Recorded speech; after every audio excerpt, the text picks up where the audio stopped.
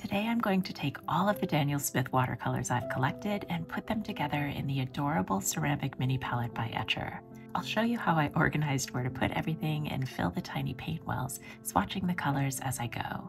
Welcome back, and if you're new here, welcome. I'm Leslie, an American artist and former art professor living in England.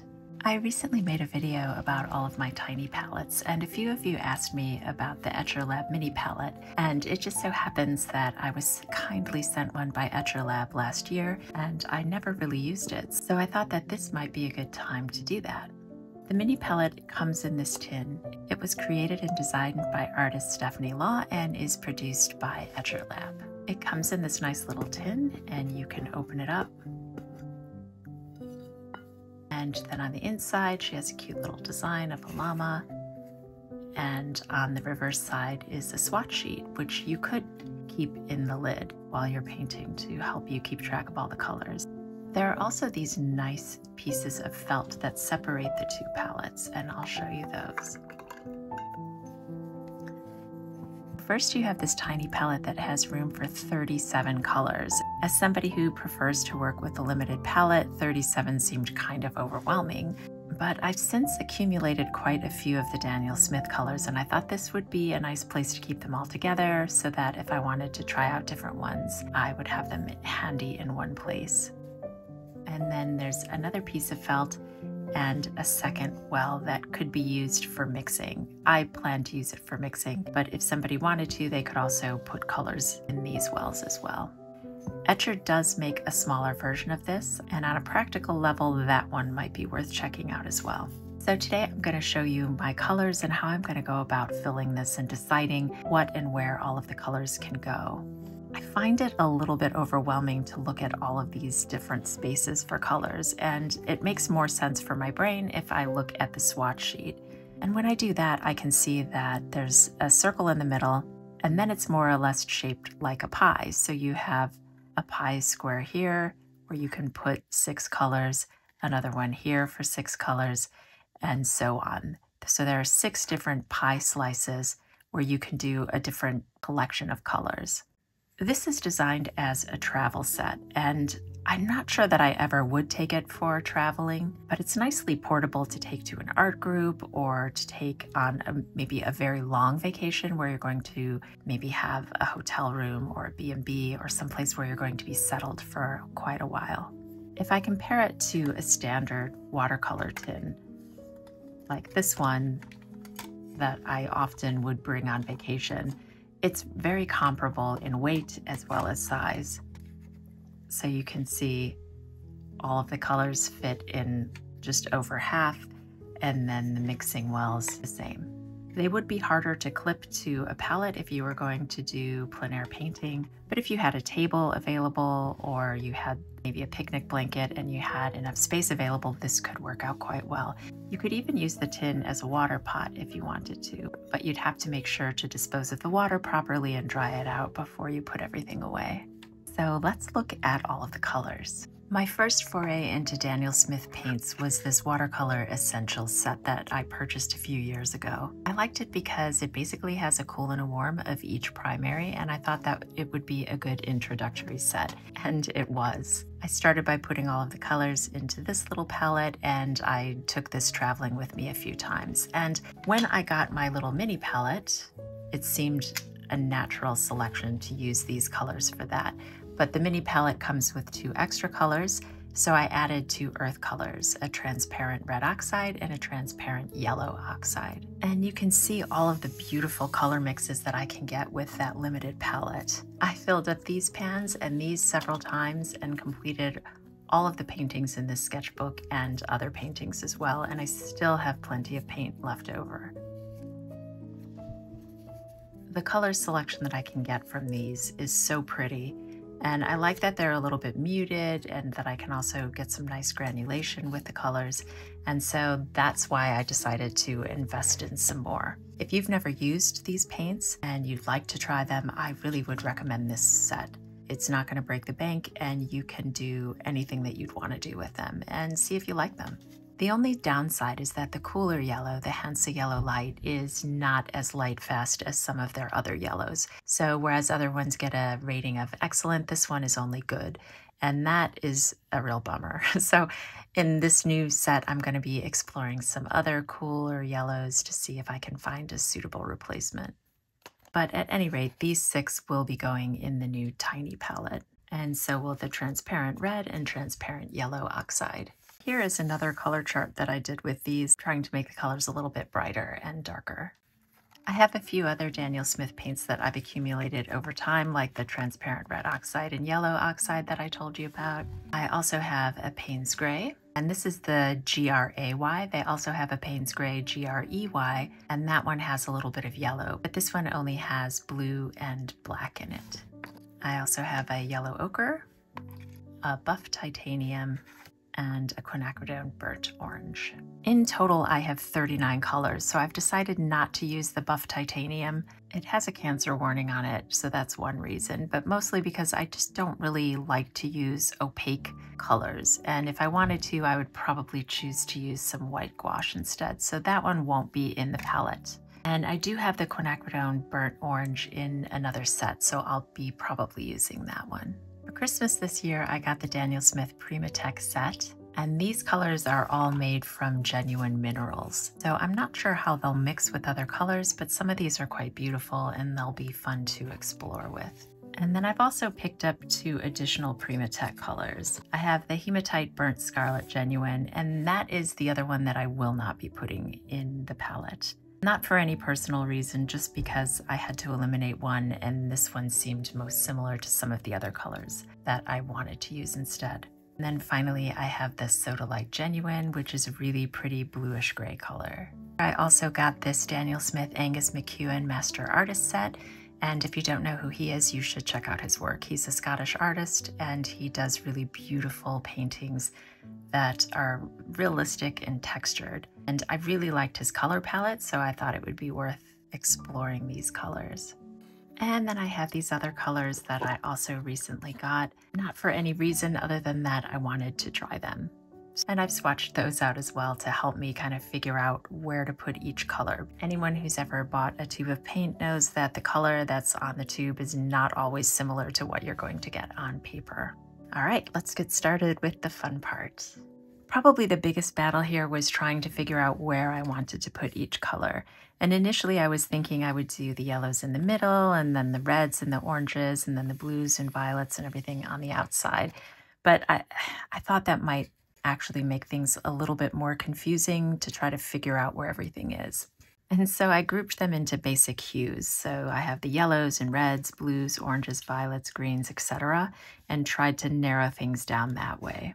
And again, my goal is for each pie shape of 6 colors to be one particular hue. So all of the yellows would be here, all of the oranges, all of the reds, etc. So I wrote all those out. And then I used a combination of that and my swatch sheets to figure out how I wanted everything to go.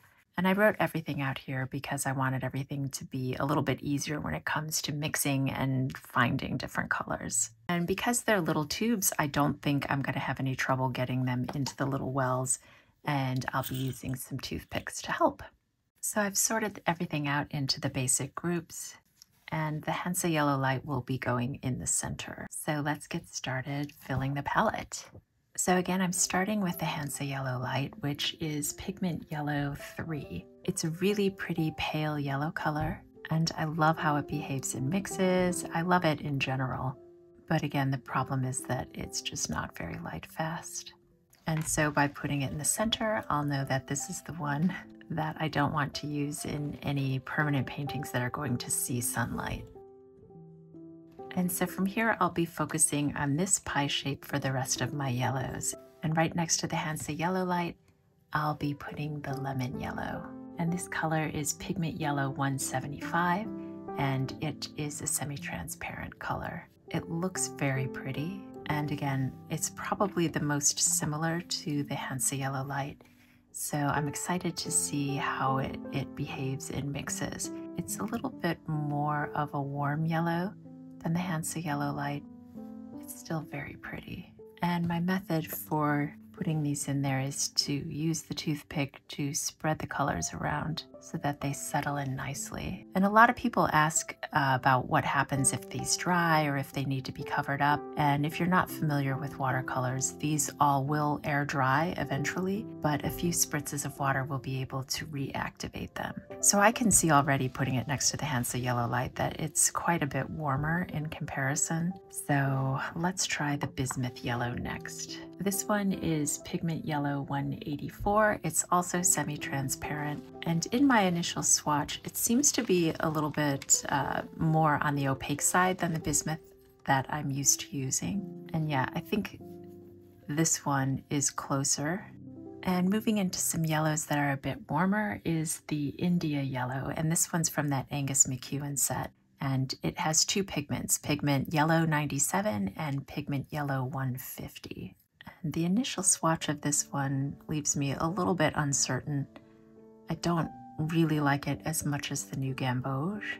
It has a bit more of an acidic yellow to it, but I'll play around with it in mixes and see how that behaves.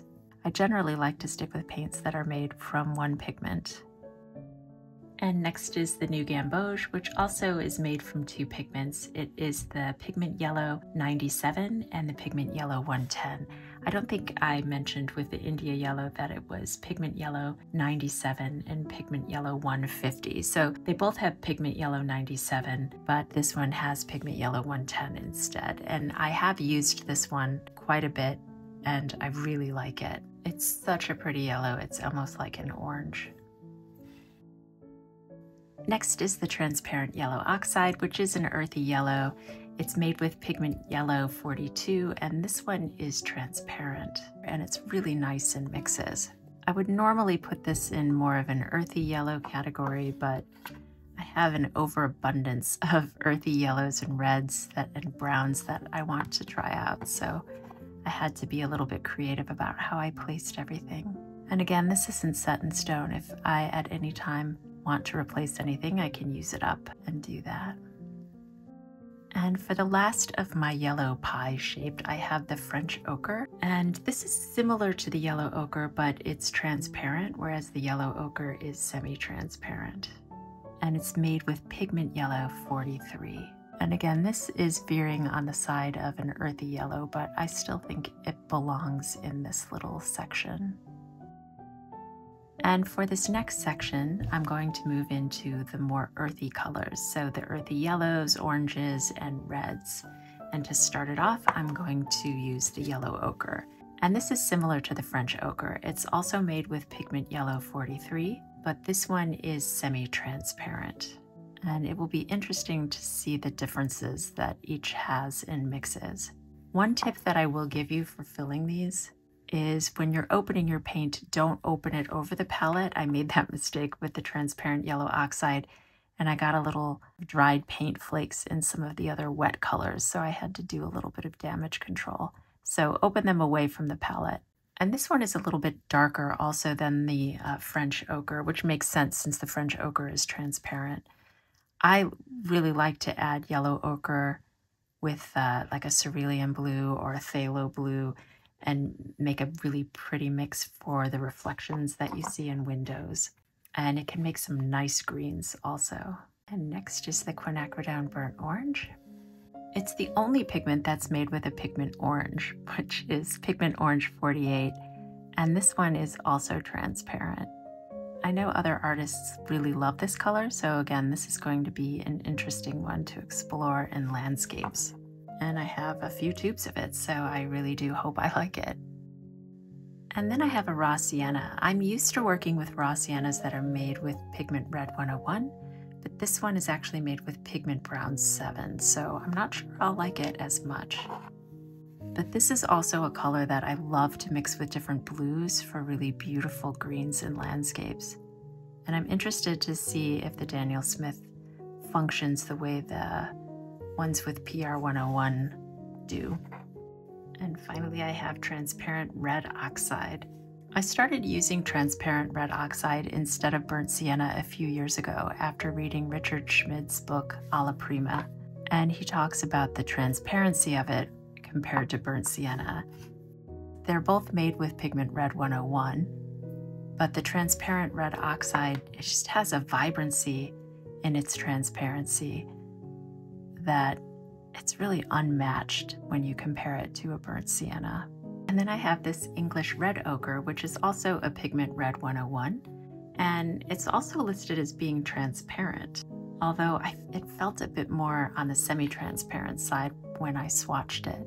But sometimes these ochre colors, the English Ochre or like Winsor & Newton's Light Red, they're a little bit more opaque compared to like a transparent red oxide, but they can be useful, especially if you're painting brick houses or stone walls. So it is a nice addition to have to a palette. And if you're like me and you don't want to have anything in between your colors, just take a little cotton bud and wet it and you can pick that color up right away. I know they'll get dirty eventually as I'm mixing them, but I want it to be pretty for now. And for my final red, I have Burnt Sienna. And I know I've just talked badly about Burnt Sienna, but I do want to have it to compare. And Daniel Smith's Burnt Sienna is a Pigment Brown 7, so it will be a little bit different anyway to the transparent red oxide. And again, it's semi-transparent. So it will be nice for bricks or for something that I want to be a little more prominent in a painting. And moving right along to the next wedge, we'll be adding the reds, and I'm going to start with the Pyrrole Scarlet. This is a warmer red made with Pigment Red 255, and it's also semi-transparent. A little bit of this goes a long way, as do most of the reds. And next I have the Organic Vermilion, and again, if you remember, this is the one that also only has a level 2 rating of light fastness for Daniel Smith, which is good. And it's Pigment Red 188. And it's a shame because it is a really pretty color. It's a bit more on the orange side. And this one also was from the Angus McEwan Master Set. And next is Pyrrole Crimson. And this one is Pigment Red 264. And it's also semi-transparent. And this one is a bit darker and a bit cooler than the other two reds. And I have another quinacridone. This one is a quinacridone Burnt Scarlet. It's made with Pigment Red 264 and it is semi-transparent. And I can't remember exactly why I bought this one. It was recommended somewhere, maybe by Jane Blundell. It looks quite dark there, but it's a really beautiful sort of burnt orangey color, exactly as it sounds, Burnt Scarlet. Next is the Rhodonite Genuine, and this is one of the Primatek colors, so it's made from the mineral. And allegedly the light fastness is good on this, although I haven't personally tested the light fastness on any of these, but I may yet do so. And this one is really pretty. It's got a very pale pink color to it, and it would be really nice for flowers. And the last of my reds is Quinacridone Rose, which is from that Essential set. So I'm quite familiar with this one in my tiny painting. I used this one basically as a substitute for permanent alizarin crimson, and it functions quite similarly. And the violets I get from mixing this with phthalo blue or French ultramarine are really beautiful. So it's a nice, cool red to add to your palette for multiple reasons. And that's it. That's the reds. We're half done already. And I can see it looks like these are already starting to dry over here because they are quite small. So that's nice. It'll be usable really quickly. This next wedge is going to be a mix of lavenders, purples, and some grays. And I'll be starting with lavender, which is again from the Angus McEwan set. And this is not something I would normally ever buy, so I'm interested in it for that reason. It has 3 pigments, including Pigment White 6, Pigment Violet 15, and Pigment Blue 29. And Pigment Blue 29 is the same pigment that's in my French ultramarine. So the color harmony there should be quite nice. And it's just such a beautiful color. I could see taking a painting that has a lot of earth colors and using this as an accent color.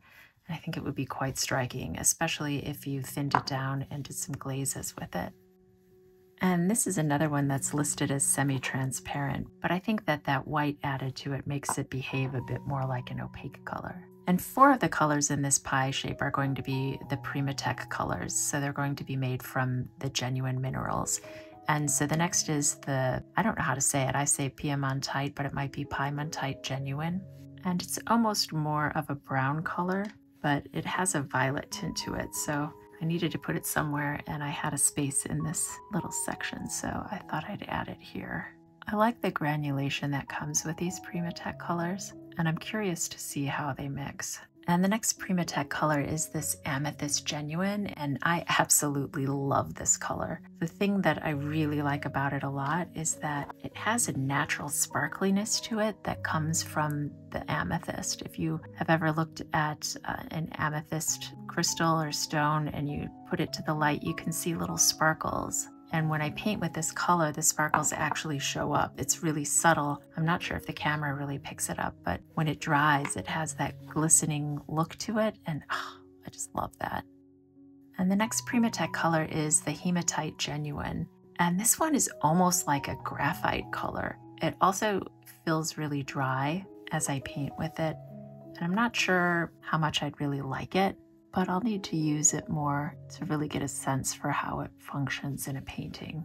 And then I have Payne's Gray. I've made a few videos about Payne's Gray and how I don't normally like to purchase them made from manufacturers. I prefer to mix my own. But this one uses only 2 pigments. It has a pigment black, and then it has the same pigment that's in my French ultramarine, which I always use. So I thought it would be worth exploring. And I'm definitely going to need to refer to the color swatch sheet when I'm looking to paint with these, because some of these are drying so dark that I'll get confused as to which is which. Although I've agonized so much over the placement of the color that I already feel like, for now anyway, I know which is which. And then the final color in this section is another Primatek color, which is the Sodalite Genuine. And this color is really pretty too. It is similar in a way to the Payne's Gray, but it has a bit more of a bluish tint to it, and it's very granulating. Moving on to the blue wedge, I'm starting with Cobalt Blue. This one is made with pigment Blue 28, and it's a semi-transparent color. I love Cobalt Blue, and if I ever have space in a palette to add more blues than just the French Ultramarine and the Phthalo, Cobalt is one of the ones that I go for. It's really beautiful in all mixes. It's probably the most middle of the road of the blues that I use, meaning it doesn't lean too much to the cool side or the warm side. It's absolutely beautiful in skies, and it's just an all-around lovely color. Although it is a color that is slightly toxic, well, very toxic, and so you do need to be careful with this one. I would not really put this one in a travel palette for that reason. But at home in the studio, it's beautiful. And next is Phthalo Blue Green shade, which is pigment Blue 15. And this is a transparent color. It's very staining, and a little bit goes a long way with this. When I first started painting, I used to always use cerulean and French ultramarine, and I've come to really appreciate phthalo in recent years. And this is the second blue that I always want to have in my palette. It's probably a tricky one for beginners because it is so staining, but I think if you just know that about it and you go really carefully and just add a little dash, I think you'll be really happy with the mixes that you can get with it. Next is another color from the Angus McEwan set, and this one is Manganese Blue Hue. It's made with pigment Blue 15, the same as the Phthalo Blue, but the light fast rating on this is only good. I'm not sure why that is, and it makes me really sad because it is a pretty color, but again, one that I'm probably going to relegate to sketchbooks or things that aren't going to see a lot of sunlight for that reason. Next is the French Ultramarine, which is the color that I always use. If I could only have one blue on my palette, it would be French Ultramarine. It's pigment Blue 29, it's a transparent color, and I just love it. I can make some really beautiful greens with this color. It's nice in skies, it makes beautiful violets. It's just such a versatile color. Next is Mayan Blue Genuine, which is another Primatek color. And this one has a turquoisey color to it, so I can imagine it would be really pretty in water or seascapes. And I think all of these Primatek colors have a nice granulation about them that make them look really natural. And I think that's a benefit of being an earth color. And for the last of the blues, I have Prussian Blue, which is a transparent blue made with Pigment Blue 27. This one again came from the Angus McEwan set, and I know that Prussian Blue is a really popular color with landscape artists. I've tried it a few times in the past. I haven't felt the love that other people feel for it, but I'm willing to give it another try, see if I can't discover what the magic is all about. I find normally that I can use phthalo blue and mix it with yellows to get the same effect of a Prussian blue, but we'll see. It'll be fun to explore with it. And now finally, we're ready for the last wedge, and this will be our greens and the rest of our earth colors that I didn't have space for. And to start them off, I'll be using the phthalo green blue shade, and this one is made with a pigment green 7, and it's a transparent color. I do like phthalo green. It's a bit bluer than a viridian green. This one is transparent as well. And if I mix this with cooler red like the quinacridone rose, I can get some really nice grays and blacks and dark colors. So that'll be fun to play with. Next is the cobalt teal blue, which is another one of the colors from the Angus McEwan set. And this one is pigment green 50. It's a semi-transparent green. And again, this one would be really nice for seascapes. Next, I have a green from the Primatek set, which is a jadeite genuine. And this is a really earthy green. And again, this is one that I'm really excited to mix with other colors because it could be adjusted to make some really nice shadows and paint some really beautiful, like evergreen trees. And I'll be using some earthy browns for these bottom three, starting with the Van Dyke brown. And the Van Dyke brown is almost like a sepia color. It's made with pigment brown 7. It's semi-transparent. And again, this is one that I have colleagues that I know love, and I haven't really tried it enough, so it'll be interesting to see how I get on with it. Next is a burnt umber. I don't normally use burnt umber. I know it's a really popular color for people for mixing. I find that when I've used it in the past, it tends to make my paintings feel a bit heavier. This one came in the Angus McEwan set.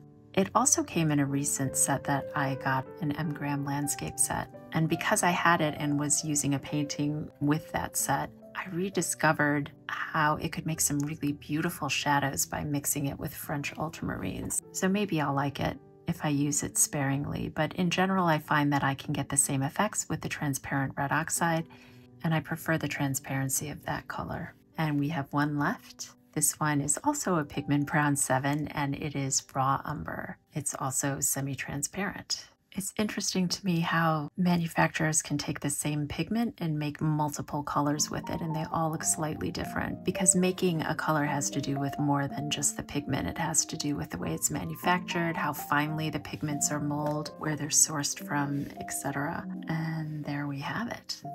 They're all happily nestled in their little wells, and I'm going to let them dry and then make the swatch chart, and we'll revisit it once they're dry. And here's the palette all finished and filled in. I've also filled in the little swatch card here, and amazingly I've been able to write down all the colors so that I have a nice handy reference sheet. It's kind of funny looking at some of these colors because I agonized over the lemon and bismuth and they look so similar in this card, but honestly, if you look at the swatches, they do swatch a little bit differently and they will mix differently as well. And that's the same for this little pie shape here. There's little subtle nuances to each one of those colors that kind of looks the same on this little sheet. Anyhow, thanks so much for being here. If you like my content, please consider liking and subscribing and hitting the notifications bell. Because I mostly produce short videos, YouTube doesn't really recommend my long ones unless people have hit that bell. And let me know in the comments what type of content you like. I'm new this year to producing regular long content, and I'd love to hear your suggestions and make you happy. I hope you have a beautiful day and happy painting.